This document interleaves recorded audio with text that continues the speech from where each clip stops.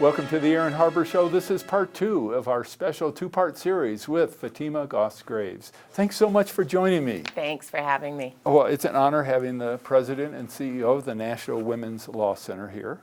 As I mentioned before, you're co-founder of the Time's Up Legal Defense Fund. We talked about that a little in part 1, but obviously a lot of work to do. And you're an advisor for the American Law Institute project on sexual and gender-based misconduct on campus. By the way, and I'm going to just jump back to campus a little bit in terms of culture. I mean, one of the things you mentioned, which we didn't expand on, was the extraordinary number, in particular, of young women who are assaulted on campus early in their time on campus, in their first semester.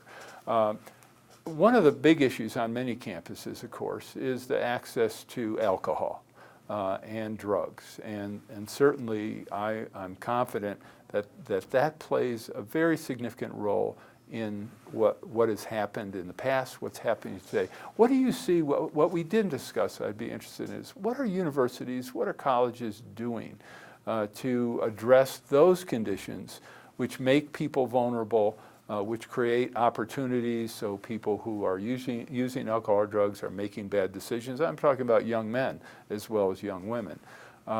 Is there any significant change that you're seeing there, or is that something we really need to refocus on? I think a number of colleges and universities have alcohol and drug programs. I'm not sure how effective their students believe those programs are, but it is something that they're deeply worried about, not just because of the issue of sexual violence, for a range of health and safety issues. I will tell you, though, it is not the only answer, and I have seen some colleges overly focus on the problem of assault and be unwilling to take on the problem of, say, toxic masculinity or other cultural factors that allow violence to thrive. Because even on dry campuses, even on campuses that have lower rates of alcohol use, there are still high rates of violence. But there are certainly hot spots and areas to focus on. So I've seen some schools not only take on the issue of alcohol, also take on the culture in athletic programs, take on the culture in fraternities and in other spots where they have high rates of complaints. And I think that's a good thing. There has to be some tailored work to the particular culture on campus. So how do we address, I mean, what you just really were referencing was a cultural phenomenon that doesn't start at college. It starts way before that. How do we address that? So you're really kind of heading the problem off, as it were, at the pass. I think we have to actually start much earlier. It's good for colleges to take on the cultural piece, but by the time students get there, they have adults who have been formed and shaped in a lot of ways over time. And what I would really like to see is, at a younger age, schools investing in programs around healthy relationships, around conversations around consent, around things like masculinity. And there's opportunities to do that in age-appropriate ways along the way, so that, when I think about young people, they often look at older generations and sort of say, well, I don't want to do that, right? So there is an opportunity for a younger generation to sort of look at what has happened in the past and say, that's not us, we can do things different. And colleges could be surprised by the community of people who they observed if they have opportunities along the way to learn and grow and change. Well, most schools, I mean, you mentioned at the middle school level, at the high school level, have health programs, for example, where the relationships, some of those issues are discussed probably in one 45-minute period or something like that. Is there any significant national movement to really change our instruction of young people along those lines? Because it seems to me politically no one's going to disagree with the concept of discussing healthy relationships, with the articulation of what does consent mean. I mean, that's not a right or left issue. Why haven't we seen more of that, and are we going to? I hope we'll see this. I mean, I also think, so we've seen a little bit of it, and it's more controversial than you'd think. Some people don't want any conversations around relationships or consent in schools. So there is a tug and pull that schools are grappling with. But I also have seen really interesting stuff at even young ages around bystander and what does it mean to be a friend and how do you show up for people or be arm in arms on a range of issues. And this is an issue that could be folded in. So I just think that this is not an issue that is intuitive necessarily. We have lots of cultural indicators that's the opposite of the message that we really want to convey through art and music and film. And schools have a real opportunity to create a different sort of container if they want to. Well, I hope we see more of it on a national scale. For information on how to help promote civil and mutually respectful discourse and support expansion of the distribution of our programs, please email info@harbertv.com. I'm Aaron Harber, host of The Aaron Harber Show. Find us on Facebook to get all the latest updates, see behind-the-scene photos, and make comments and ask me questions. You can see episodes before their TV broadcast, so like the show today. I'm Aaron Harber, host of The Aaron Harber Show. You can follow the show on Twitter for instant notification of new episodes, live event invitations, outtakes, and behind-the-scene photos. And tweet us your topic and guest suggestions today. Join me and watch The Aaron Harber Show. Watch The Aaron Harber Show. Watch The Aaron Harber Show. Watch The Aaron Harber Show. Watch The Aaron Harber Show. I'm Reverend Jesse Jackson. Watch The Aaron Harber Show and keep hope alive. The Aaron Harber Show may be viewed 24/7 at no charge from any location in the world at harbertv.com. I know I promised we'd talk more about the Me Too and Time's Up movement. You know, when those, I'm going to say, erupted, it was fascinating to see the reaction of people and see the impact, which was just a wonderfully positive impact. My sense is, and you have a much better perspective, but my sense is that the media seems to have, the media interest in Time's Up and in Me Too seems to have waned. And I'm curious if what your perspective is on that, and if that's true, and why. So I think when Me Too first went viral, I will tell you just weeks into it, people were saying, so are we done? And, is everyone bored? Have we moved on? And I thought, wow, you haven't even begun to tell the stories of the many different sectors that this touches, the many different types of people. We're only just beginning. And I unfortunately still feel that way. There's so many sectors and people whose stories are not yet told. I recently saw Jodi Kantor at a New York Times event. She's back from book leave. I am really hopeful that she and others continue this work, continue to scratch at the surface and tell a range of stories, because I think that that is key and core to the solution. And I also think one of the things that we're seeing is stories of activism. McDonald's workers around the country filed in over 20 states charges of harassment that were remarkably similar. And there was activism around the country in support of those workers. Who would have ever thought that you would have people around this country saying, McDonald's was my first job too. I am with these workers. I want to show up with them. And it is time to change this so that people can work with safety and dignity. So I see it as continuing to make progress. It's just showing up in different ways, including in ways that are meaningful, concrete ways to make changes in particular workplaces and in policy. Is there any effort to more intentionally, more methodically, more strategically tell more of those stories? Because there are millions of stories, and there are many of these stories, and you know better than I do, are just extraordinary and so poignant and so moving that I think people hearing them, again, whatever the range wherever they may fall politically, really will be affected by them. And I'm not hearing those stories. I could give you all the facts and figures in the world, and if but then if you hear a story of Jennifer Glover, that's going to change, right? So I am with you on the storytelling. And the one opportunity I think we have right now is the many different vehicles for storytelling now. We have more platforms than we have ever had in history, both in sort of news, but also in narrative and cultural storytelling that shows up in documentaries and other sorts of work. So I want to see this in fiction. I want to see this in nonfiction. I want to see this in pods and television and streaming and movies. That's why I think we're just getting started.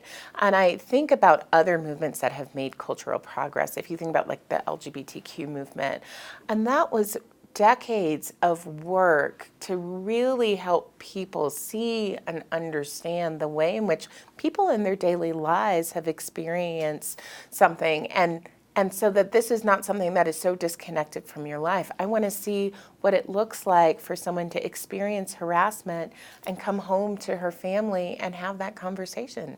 So we are just getting started, but I think that stories are important.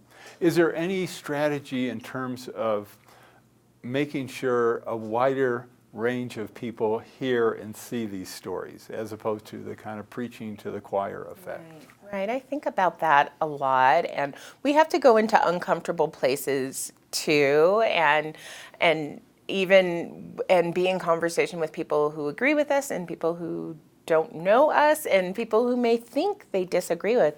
But one of the things that I find really interesting is when Time's Up first launched, it launched with these amazing pens that just said Time's Up, and they sold out immediately. Everyone wanted a Time's Up pen. And one of the things they tracked was the data on where they were getting orders for this Time's Up pen.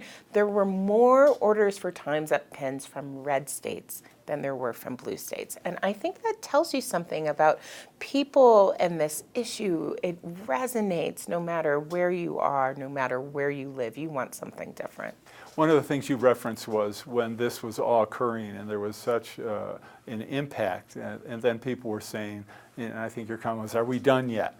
We've done our part." We live in a society today where, for many people, attention spans are measured in very short increments.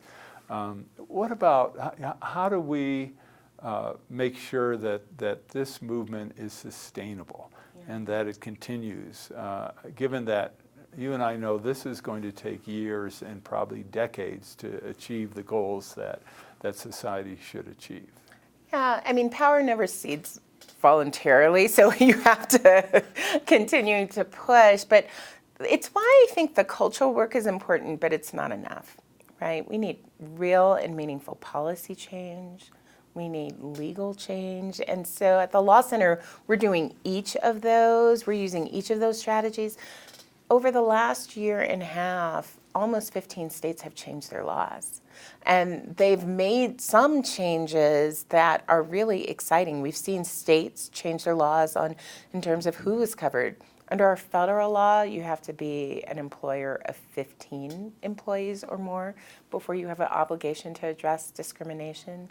Well, that, it turns out, surprised people. They assumed that wherever you worked, you couldn't experience discrimination, that we had decided that a very long time ago. So small business exception. These small business exceptions, but what business should be able to really allow harassment of their employees to thrive? You can't think of anyone, right? Or people who are technically independent contractors have no protections in almost every state, right? So, whether we're talking about the Googlers who had their walkout, and there are a lot of independent contractor Googlers, or people who are working as freelance jobs or, Lyft and Uber drivers, the gig and the freelance economy, I think, is going to see a reckoning here, because people don't think they give up their dignity just because they're classified as an independent contractor. Well, we'll see. And in that vein, one of the things we talked a little bit about the legal system. We talked about in the context of institutions of higher education. But let's talk about in the context of workplace harassment and sexual abuse, where if you're working and have a job and you want to keep that job, there's a lot of fear that if you report anything, especially in the legal system, but even to HR, even to human resources, that even if you're not blamed per se, you're going to be seen as kind of a problem. And in the legal system, I mean, the cost, the time, the involvement, the public potential aspect of all that comes into play as well. Talk about the internal and external for the workplace. So the fear is actually very rational. Retaliation is extraordinarily high. Most people who complain of harassment then experience retaliation. So when people say they're afraid to come forward, that's a very rational thought that they're having. And our laws protect against retaliation. There's a question about whether that protection is strong enough since it happens so frequently. It's also often hard to prove. So, I mean, retaliation can certainly, I mean, there can be blatant retaliation. I'm demoting you, or I'm sending you to Guam for 6 months. But they may just give you that bad shift, Right. or that one bad review. Or just not promote you. Yeah. And those are the things that we hear through the Time's Up Legal Defense Fund, that people feared retaliation and then that they were actually retaliated against. And I think that happens whether you decide to file a lawsuit. Actually, a lot of people are driven to filing a lawsuit after they're retaliated against. And it's something that employers should really think about. If someone makes a complaint to you, what are the immediate steps that you need to take to make sure that they don't experience retaliation from anyone? Tell me some positive stories about businesses that really do a great job on this front. Well, I don't have a particular business to name, but I will tell you some things that I'm hearing employers do that are gratifying. One is leadership stepping forward and naming, in the C-suite, at the CEO level, that this is a matter of importance and priority and that they're taking it seriously. And you cannot underestimate that sort of leadership. It is the cues that the rest of the organization take. When an employer wants something to change, that's what they do, right? If they have a problem that's a health and safety problem, you're going to have the CEO be the one to communicate about it and then communicate about it again. So that's one thing I'm seeing.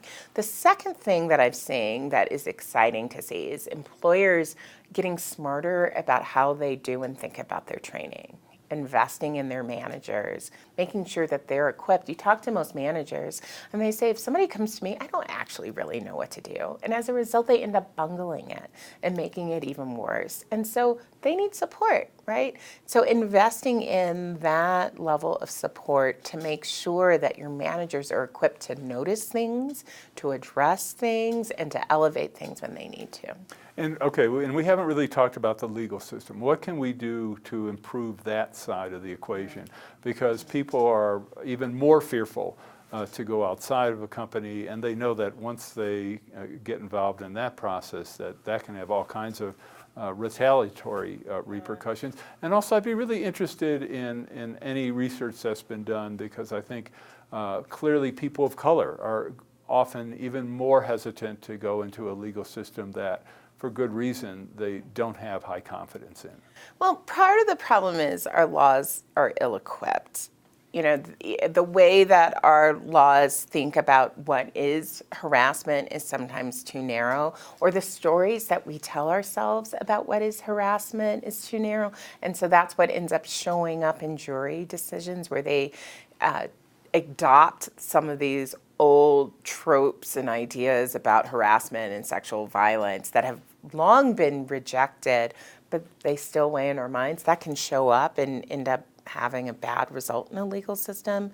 We have really short limitations periods, so people have to get it together to file a charge with the EEOC very quickly after experiencing harassment. And for many people, they're still processing, they don't know, they're grappling with whether to come forward. And by the time they made a decision, it's too late. So dealing with the limitations period, dealing with information so that people are equipped, And also making sure that our judges are trained and understand what to recognize themselves so that they aren't making bad rulings. There is a lot of work that needs to happen on that end. And when I think about brown and black people in particular who, may be suspicious of a legal system or may be more likely to be in jobs where harassment has been condoned, and you sort of think there's no way out, right? That, harassment rates in restaurants are extraordinarily high. What am I going to do to change it as an individual? And that's why Time's Up Legal Defense Fund has been so important, so that you have someone there who has their back. And one of the things that we were able to do is give grants to organizations around the country who work directly with workers to give them training about their rights, support if they want to actually come through with an individual case, and information about how to support their coworkers in real time. So if someone watching the show, if a woman watching the show right now, hearing our discussion, is a victim of sexual harassment or even abuse in the workplace, what is your advice to her? Well, she should get some information, and she can always come to the Time's Up Legal Defense Fund for some of that information. nwlc.org/legal help. It'll get you there, because I do think having the opportunity to talk to one of these attorneys who can just tell you your rights, you're not committing to doing anything, but knowing your rights, that's important. For information on how to help promote civil and mutually respectful discourse and support expansion of the distribution of our programs, please email info@harbertv.com. The Rex Howell Broadcaster of the Year Award recognizes an individual who, through leadership, skill, and dedication, is advancing the broadcast industry in our state and our nation. Tonight, we honor Aaron Harber. Aaron has worked extensively in the media as a host, producer, political and economic commentator, and columnist. Today, the Aaron Harber Show is the focus of his media involvement. Aaron, it is a privilege to present you with the Rex Howell Broadcaster of the Year Award. Congratulations.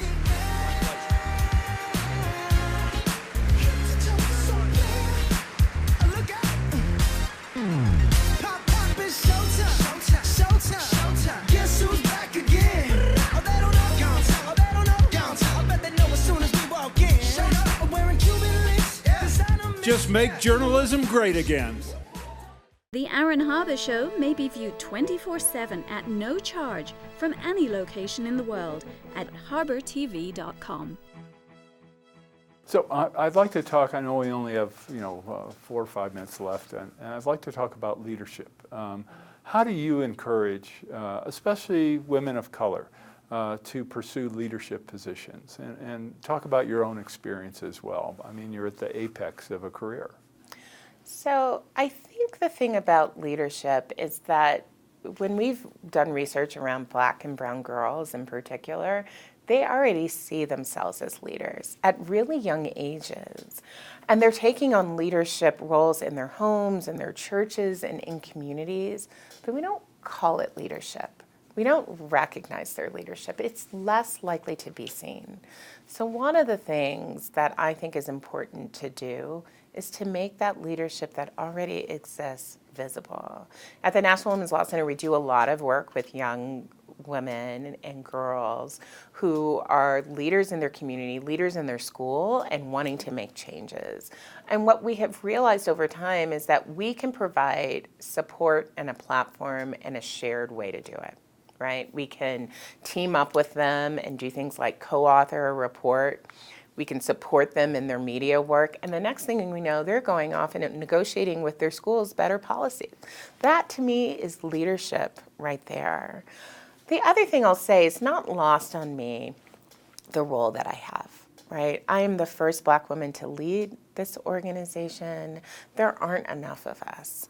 And you need support when you're in that situation. You need peer support, but you also need to be able to see the many, many talented individuals who are coming up and let them know that they are seen too. So what's your take at the corporate level when it comes to leadership and diversity? Because clearly there have been so many studies that anybody in a leadership position today, including in the corporate world, knows that having diversity within your company and especially on your board of directors consistently engenders better results, including better financial results for your company. Right. Why haven't we seen more diversity at the top of corporate America? I think people choose people who look like them, remind them of themselves, and they assume that that would lead to the best outcome because it's just like them. And I think the research that is out there says the opposite. You need a diversity of opinions to actually have the top result. And I'm hoping companies begin to learn this lesson. I'm not sure why it's a hard lesson to learn. It shouldn't be. But you could make a commitment to say, we're not going to have any more all-white mailrooms. You could just decide that if I'm sitting in a room like that, somebody needs to ask the question, how did this happen? And what could we do going forward? I will tell you, I'm not in a lot of decision-making rooms that are all black women. I'm just not. But if I were, I'd be like, this is interesting. How'd this happen? Let's talk about that. Try it, see what it's like. Okay, we only have a minute left. Some quick questions. In your mind, what makes for a great leader? Listening, vision, and energy. In your opinion, if you had to pick a couple of people, whether currently or historically, who were great leaders, who comes to mind? I've had the real privilege to learn from a lot of different leaders over time, both in my family, people like my mother, who's an extraordinary leader and taught my sisters and I so much along the way. But also, I've had the privilege of learning from people who I never had a chance to meet, like path breakers along the way. Historically, people like Polly Murray, whose name is just now being known, whose legal thought really undergird both Brown versus Board and all of the gender equality cases. And so I've been able to watch and study different types of leadership. Last question. One of the things that intrigues me politically is that you have people on the Republican side, like the Koch brothers, willing to invest literally hundreds of millions of dollars to promote their agenda. I don't see that on the left, yet you and I know of many billionaires who espouse policies, Democratic or left policies. Why is that, in your opinion? Or am I wrong about that? Well, I think they invest differently. I think one of the lessons you've learned from the Koch brothers and other wealthy people on the right is that they have invested in the vision, and they've invested for the long term and at high amounts. I think progressives, they want to test it. They want all of the answers. It's a different type of giving. And I actually think there's a big lesson to be learned. 30 years ago, they invested deeply in things like the courts and culture, and now that's paying off today. What are we going to invest in deeply that will pay off tomorrow? All right. Fatima, thank you so much. Thanks for having me. You were wonderful. All right. That was Fatima Goss-Graves. Make sure you watch part 1. This is the end of part 2. I'm Aaron Harber. Thanks for watching.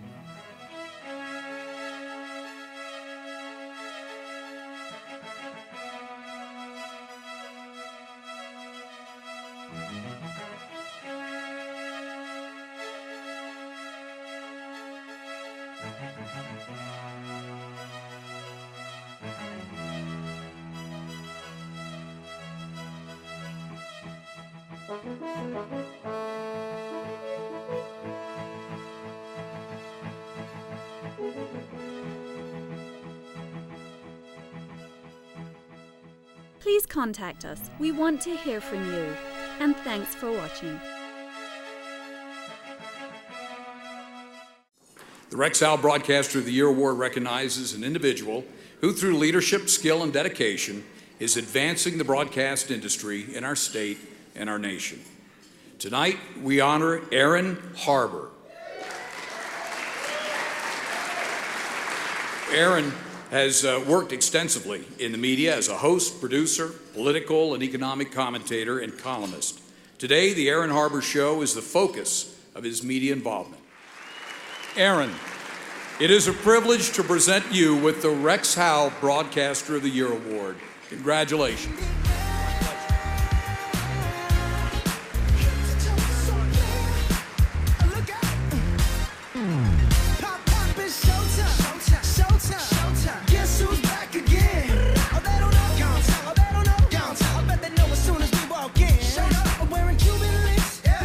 Just make journalism great again.